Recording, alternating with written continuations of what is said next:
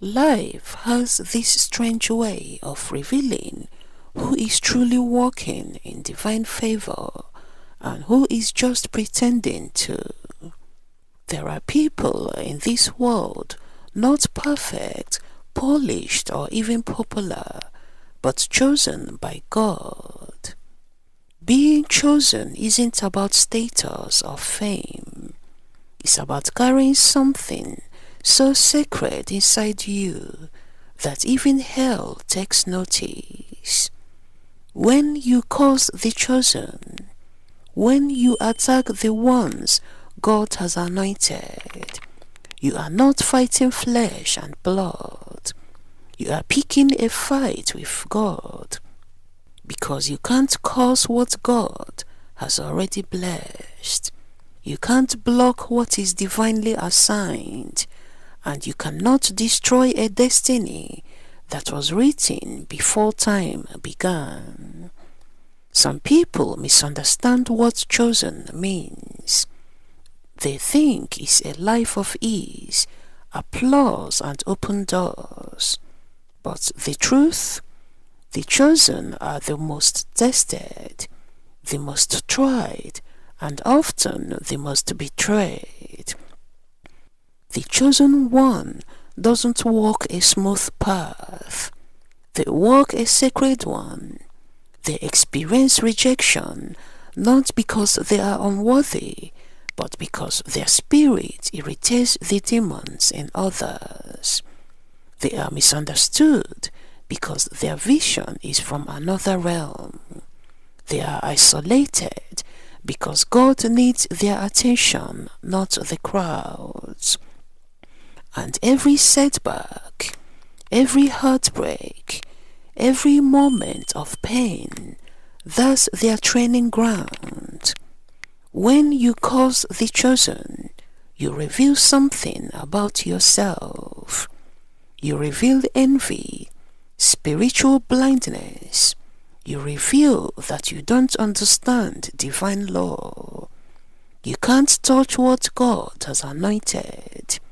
You can try, you can plot, you can gossip and scheme, but every attack, every lie, every attempt to destroy God's chosen ones, it becomes returned to sender. You think you are burying them, but you are planting them. You think you are silencing them, but you are amplifying them. You think you are hurting them, but you are actually positioning them.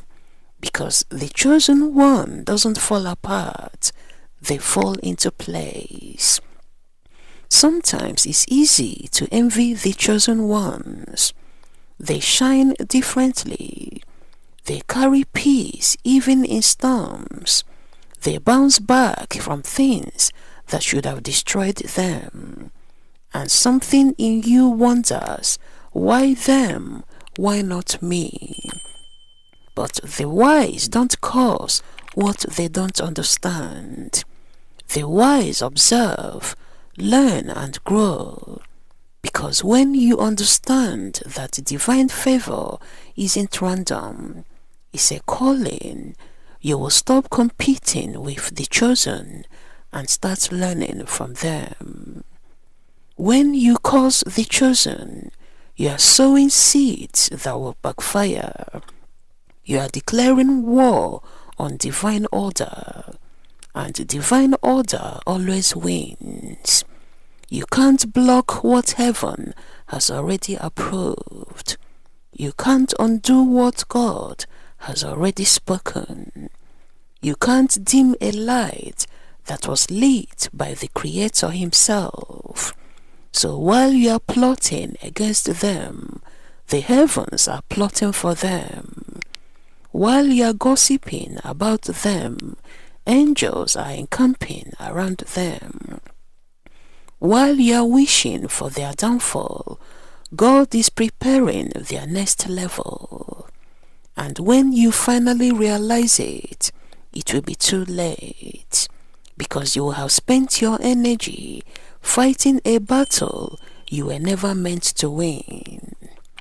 Envy is the language of insecurity, but gratitude, that's the language of faith.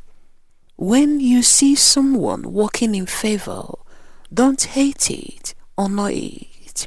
Because when you honor what God is doing in others, you make room for God to move in you.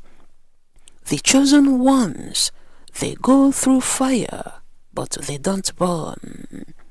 They walk through storms, but they don't drown. They cry in silence, but they rise in power. And when they finally step into the light, people say, how did they survive all that? The answer is simple. They were never walking alone.